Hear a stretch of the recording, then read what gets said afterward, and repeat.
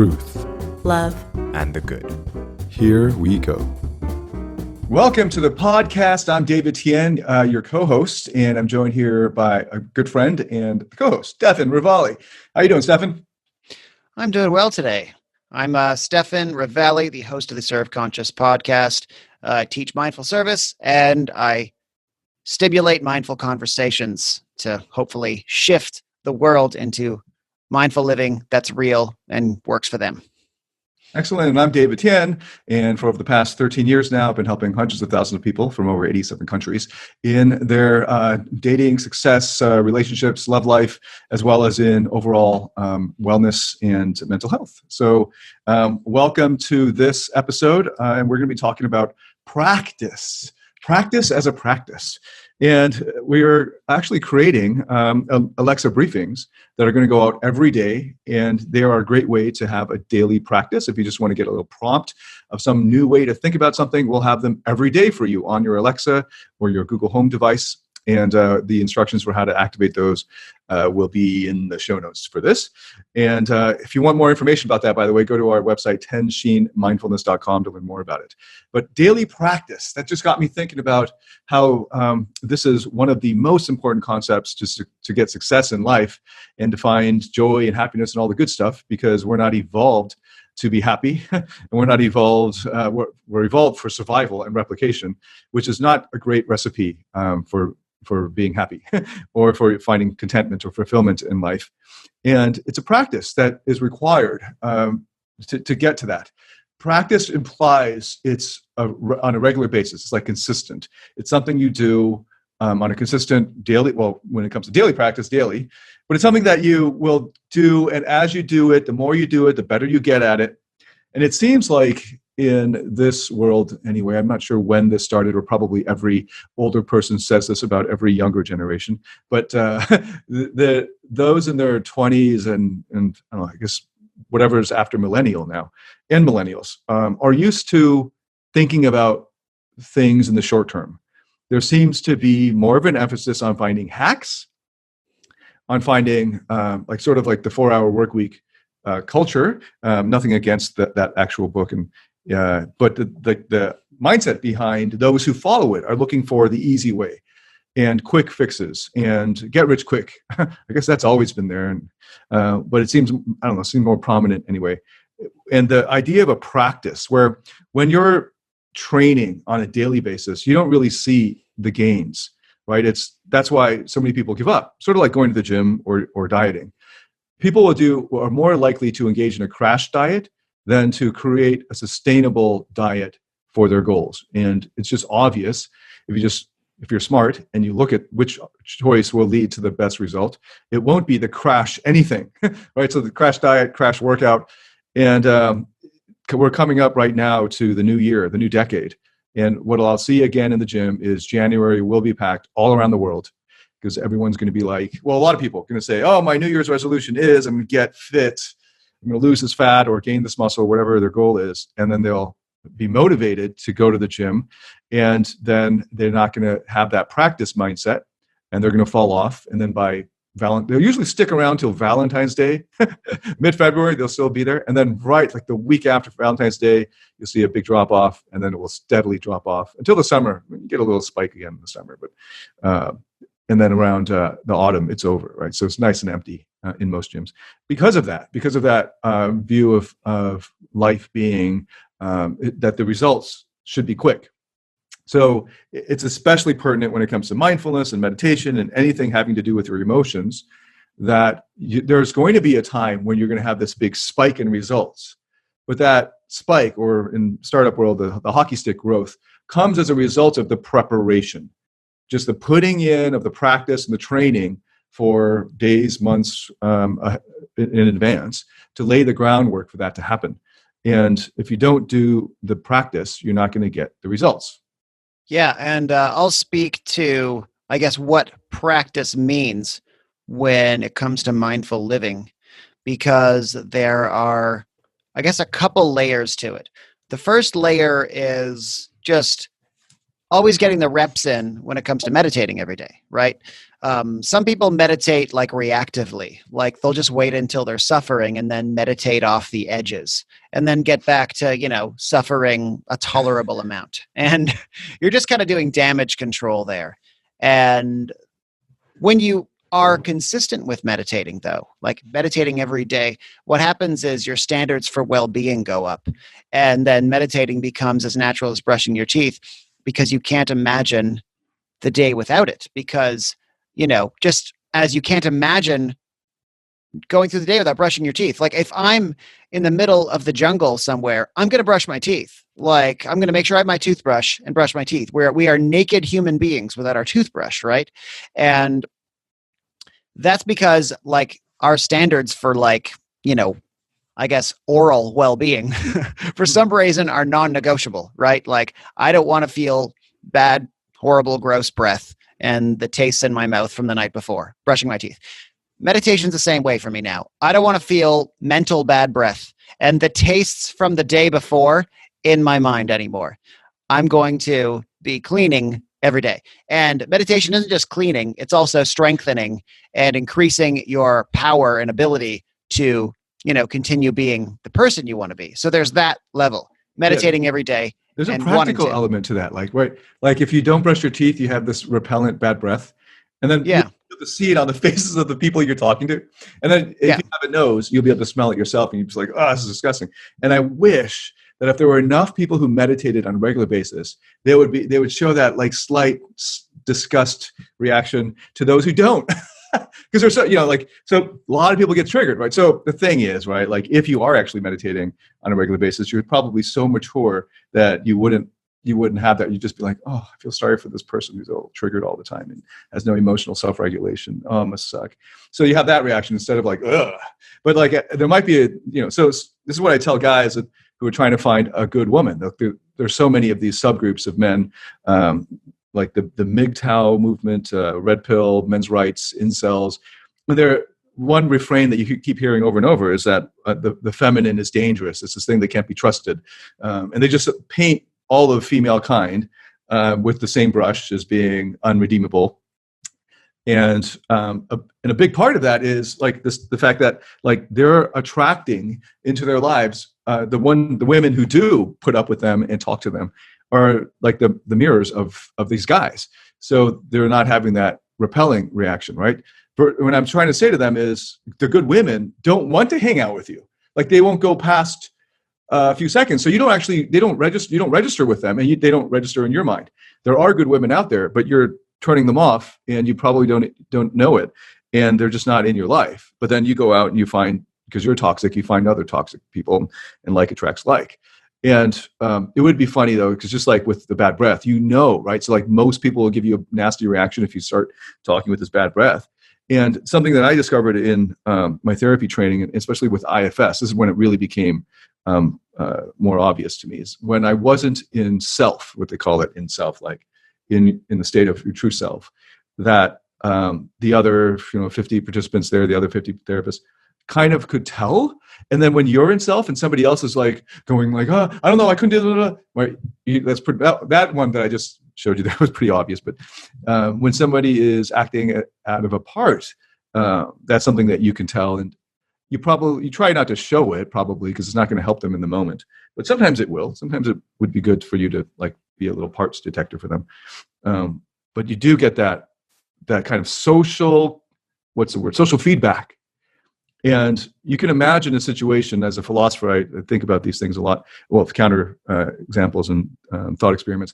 You can imagine an alternate world if you could get some social feedback to a person who's dysregulated so that he at least knows he's dysregulated and that that'll prompt him to keep up his regular practice, like just slipping off a little bit. So it's a peer group thing too. And here's the thing though, So when you aren't meditating, when you aren't keeping yourself in balance, when you aren't, getting rid of all the crap that's sticking to you emotionally throughout the day, when you're not strengthening yourself, you do have mental bad breath and people do respond to it. You're going to notice if you're paying attention.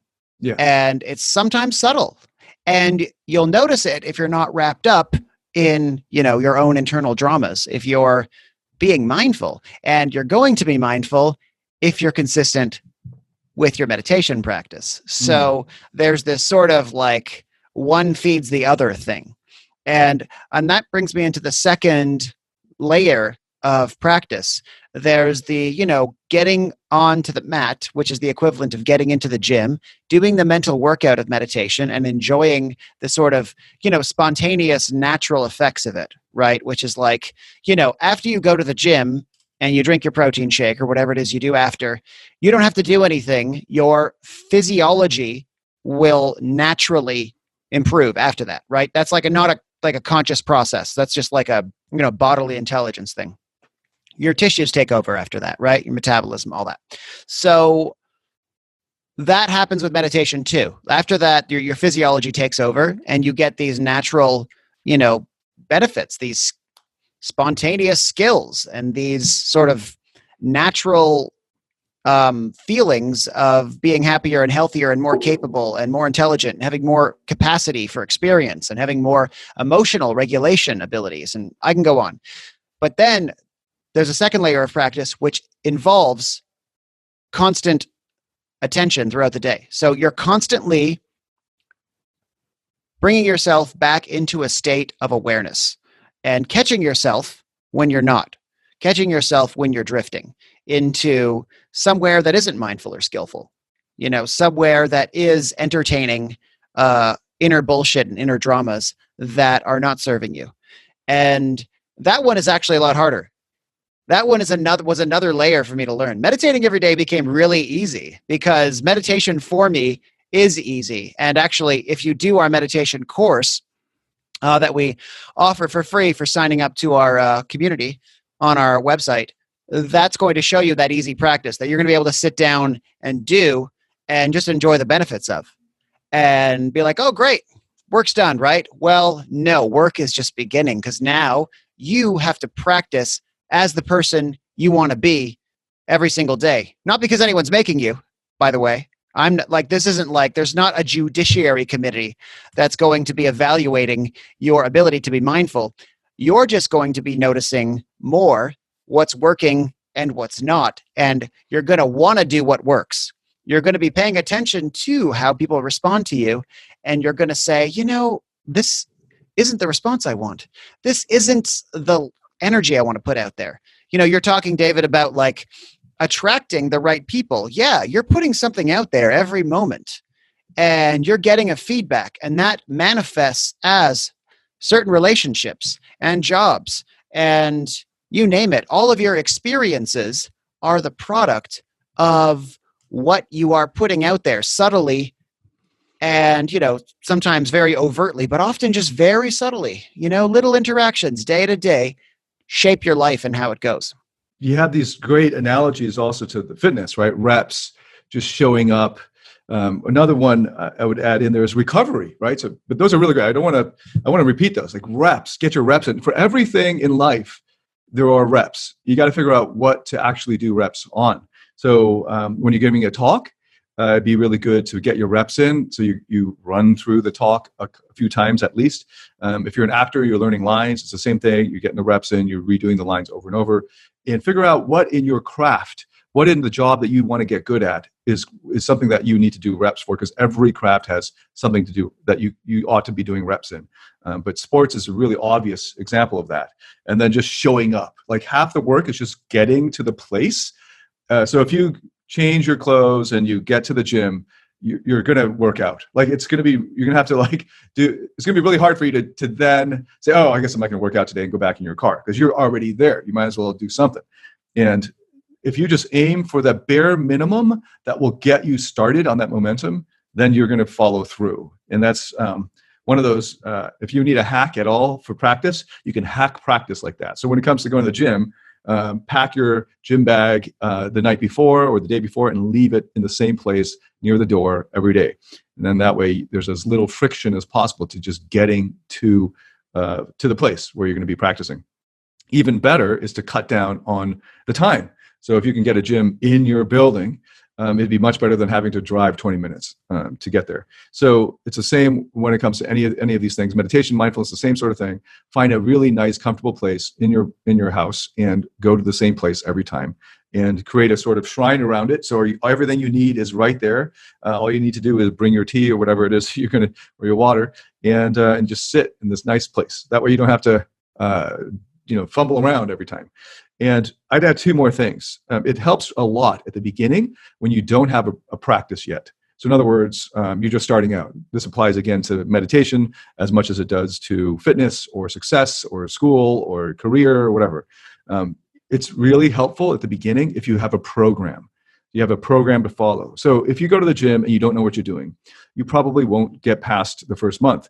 I see this all the time. The people who don't know what they're doing, they go to the gym and they do like one exercise at each machine. Have you ever seen this? Like they just work their way down this random row of machines, because they don't realize that the way that they had put the machines is pretty much just random. Like they group their legs. Fitness dabblers. Right. Yeah. And they just say like, okay, I'm just going to do one set. Okay, and then they're on their phone for like 5 minutes in between, in time that this fucker's on his phone. I just knocked out of 5 supersets or whatever. And then he goes to the next one, hardly breaks a sweat. And this guy's he's not going to get results. And if he's not going to get results, he's not going to continue. Plus, it's not fun. So it's really easy to fuck it up. So the best way to do it is to actually get a program and get a professional program, a program designed and tested. And you can get so many for meditation and mindfulness. There's a lot of apps that have lots of programs. Obviously, we have a free course. You should take ours, and it's a quick start into it. And then we're going to provide more of these over time. But I poke around on lots of different apps and try their different programs, and most of them are okay. And in any case, they're fun to do, like, oh, something new, right? So one of the things that a program should have worked into it is some variety. So one of the best fitness programs I ever did was this thing called P90X. And one of the best things about P90X is it changes up the workouts. So when I go to a trainer, and if I were to go to a trainer, I did before I found P90X, and he wasn't a trainer who was like there with me in the gym and tell him, because that in the Western world can be is actually a lot more expensive, right? But instead you get a trainer to write a workout for you. It'll be one of those workouts where like you're going to probably do parts or something, and it's going to be like the same thing. 5 workouts that week, and you're going to just keep doing these 5 workouts until you get bored, right? And that's a really bad way to have to create a practice. So what P90X does is it uses this thing called muscle confusion, and every 3 weeks it changes it up. So you have 90 days, and 3 weeks it alternates. There's a recovery week. That's the other thing I wanted to throw in there, is recovery as active recovery as an important point for your practice, but like a deloading phase. So if you've been doing the same thing for a period of time, it'll start to get stale, and you should do something different for a smaller amount of time. So like in fitness, 3 to 1 is usually a good idea. 3 weeks going hard, and then 1 week going light and going back. And then the second month, it's totally different. It's another different 3 weeks. And what that does is it keeps it fresh. It keeps it fun. It keeps you entertained. Your brain is entertained. You're learning some new things, and it doesn't get stale. A good, well-designed program will do that for you. And in the dating world, for men's dating advice, that's what I've been doing for several years, designing men's dating skills programs and working this periodization into it. And then once you get that, you start to figure out, you get the hang of how programs work. So that might work for for fitness, for dating, for school, for mindfulness and meditation. So I'll stick with one type of thing for a while, and then if I start to feel a little bit like it's the same kind of thing, same thing over and over, I might switch it up. And then I'll always throw in a period of silent meditation for myself. But I like to have some guided meditation, because just to especially get me started and reoriented. It's just fun. It just keeps it going. Like it just keeps the variety going. And a big part of that, if you can afford it, is to get a coach. So program and coach. And then when it came to fitness, it really came down to the coach for me. So I didn't appreciate a proper fitness program until every time I showed up. I had this one-on-one coach 3 times a week in China, and every time I showed up, I didn't know what we were going to do. So I kind of know which body part he was going to target. It was back day or legs day normally, but sometimes on a legs day, he'll make me do 100 pull-ups, and then like, I thought this was legs day, man. He's like, so he's like, we'll do 100 pull-ups just for fun, and it's like, whoa, he knew I needed that because the last back day was too easy for me or something like that, right? And that's what a coach can do. And when you realize, ooh, this is actually fun, it changes it up, and he pushes you to beyond where you think you can go. The value of a coach and a mentor, a personal coach, is invaluable. When I go and learn new things, I will pay for that in-person training like 10 times more than I would pay for a recorded format, and at least 5 times more than I would pay for a group training. It's just, that's how much more important it is for me. And so when I first learned meditation, and I found out and in fact, Stefan was off, when I got interested in meditation, Stefan, you disappeared to India for quite several months to do a training there. So I literally just waited until you showed up again, returned to Singapore, and I'm like, okay, he's finally here in person. Let's do it. Because I've tried to learn meditation through books and things, and it never worked well for me. And then that 4 days of in-person training was enough momentum to take me forward. And then just popping in every once in a while for a refresher was amazing, right? So that changed my life. So getting that in-person coach, getting a program with some periodization on it, and professionally designed and tested one is a huge, is a really great way to establish that practice. Yeah, and on that note, meditation is something that is giving you what you're not getting enough of. So it doesn't have to change all the time. You don't have to do new meditations all the time to stretch your mind in different directions, because whatever meditation you're doing, you're not getting enough of that, guaranteed. Because this is the rest activity principle. Because you can do the same meditation every day throughout your life, and you're going to get untold benefit from it. Your mind doesn't just get used to it and it stops being effective. What can happen is results will plateau, but that's called evolution. That's just any growth process looks like that. So what's happening is it's not less change or growth is happening. It's just more subtle and deep. And there's a lot going on under the surface that you might not be seeing immediately anyway.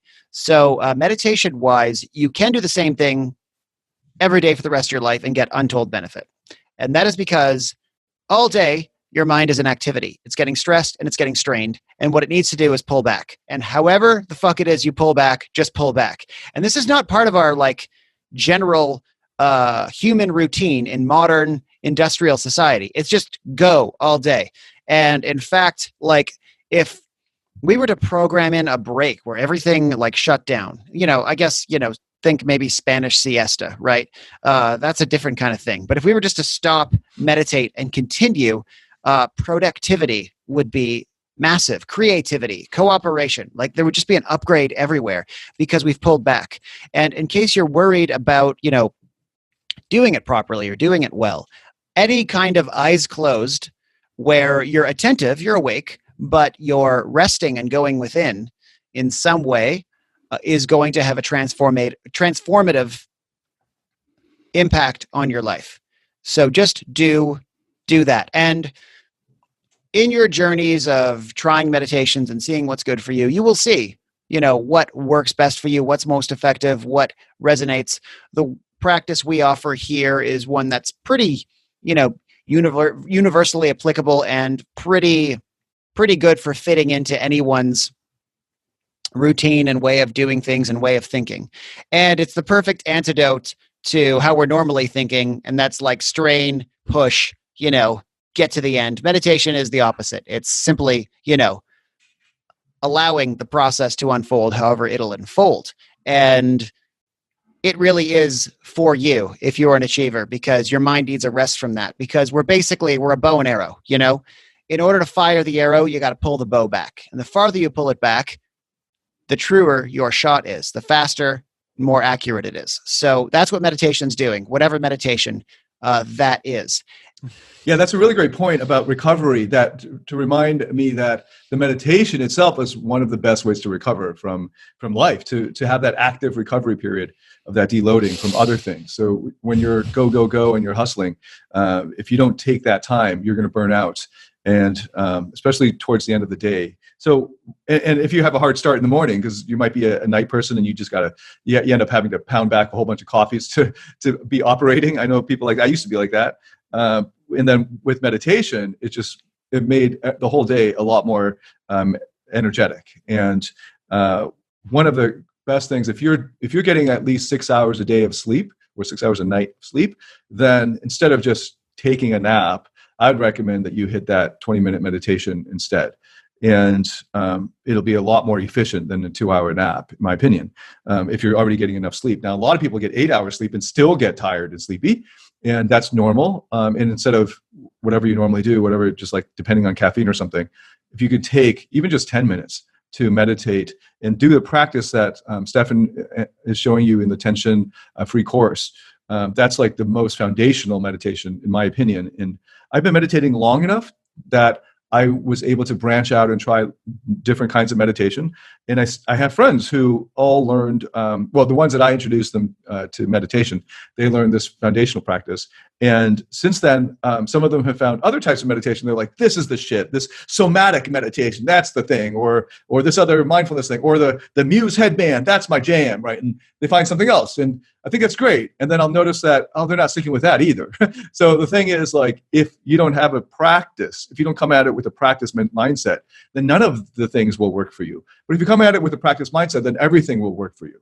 So I've been through a phase of like 6 months doing Muse meditation and having fun with that. Ooh, new gamification kind of thing. And then just ending up just dialing down the sound because it was way too distracting, and then just taking off the damn headband because it was too much fiddling. I wasted like 5 minutes at the beginning of every meditation trying to get the thing. And, it's like, I actually don't need it, but it was fun to do. It's just sort of like workouts. I used to do all different kinds of workouts, and they all worked for some purposes, and they were suboptimal for others. And one thing that you might want to do if you have trouble sticking with the meditation, because I have many friends who are achievers who, when they sit and meditate, they worry that they're not doing anything. And what is this? What am I getting here? I'm just daydreaming for 20 minutes. I need to get this budget done or whatever it is, right? How is this helping anything? And they're not seeing the results. I'd say, well, just try a different type of meditation for now, and find one that you like, that you will stick with. It's the same with workouts. The best type of workout is the very basic, right? The same type of movements in progressive overload, the same fucking principles. But many people are bored by the good workouts, and they have to do something else. Maybe they need a CrossFit thing. Maybe they need to do more yoga. Maybe they want to do dance instead. Maybe they just want to do pure movement, whatever. Those are all great workouts. There's nothing against any of them, right? Pick the one that you enjoy and that you will stick with. That's the most important one, the one that you will stick with. And then realize, with a more mature perspective, that you're also going to plateau on that thing, and you're going to need to find something else. And maybe you will then return to pure practice and just sort of like sitting in silent meditation. And so there are some weeks when I'm really looking forward to just sitting in silence for 20 minutes. And there's some weeks when I feel like I just need a little bit more encouragement of something, and I need to do a gratitude meditation for 10 minutes. And that just sort of prompts me for things to be grateful for. And I just want to spend more time doing that and listening to these prompts. Or maybe I just like having music in the background and like, ooh, cool little sounds. I don't know. Maybe some days I want to hear the cave spring or whatever, the waterfall, and that's like soothing. Just change it up. Whatever it is that you need to keep the practice going, instead of thinking it has to be this one way or nothing at all. It'd be better if you just picked the thing you liked and kept at it. What you're talking about here is a really important practice. It's a core practice that we should all have, and that is the practice of saying, what do I need right now? Like, what will bring things more into balance? Do I need a little more focus? Do I need a little more protein? Do I need a little more of like letting go and relaxation? Do I need more gratitude? And this is a practice of paying attention to who you are and what's going on in you. This is the self-awareness practice that is indispensable. Like, there's never a time where you shouldn't be self-aware. Like, you should always be paying attention to what you need. And there's not like, it's not like, I think right now is a good time to be ignorant and just kind of forget about it all. No, you can always be self-aware, and you can always be paying attention to what you need. And so without this becoming too drifty and following, the next shiny object into like, oh, maybe this will promise me happiness. Maybe this will promise me happiness. It's not like that. It's just more noticing where it is you should shift your energy into. And this isn't a replacement for having, for sticking to things. You're still sticking to things. That's still really important, because it's also really easy to always be searching for the practice and thinking like this is going to be the be all end all, because then you're creating massive expectations of this practice to deliver everything you can possibly need right now. And nothing is going to do that. What is going to do that, though, is your self-awareness. That is how you can assure that you will have everything you need, because you'll always be paying attention to what you need. And I wanted to say one more thing as we wrap up here. It is really valuable to stick with things. And in fact, when you stick with something, it can end up giving you a lot more than what it had initially been giving you. Talking about yoga as a path of digging one hole really deep. You will not strike water if you dig a bunch of shallow holes. You got to dig one hole really deep. So if you stick with like one modality or one practice, and it seems like one simple little streamlined thing, once you develop mastery of it, it gives you mastery in every area of your life.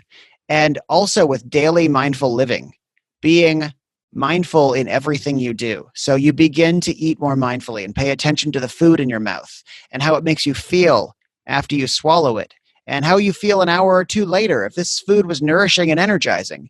And if you're mindful while you're brushing your teeth, you're paying attention to that and not, thinking about all these things you need to do today and worrying about that.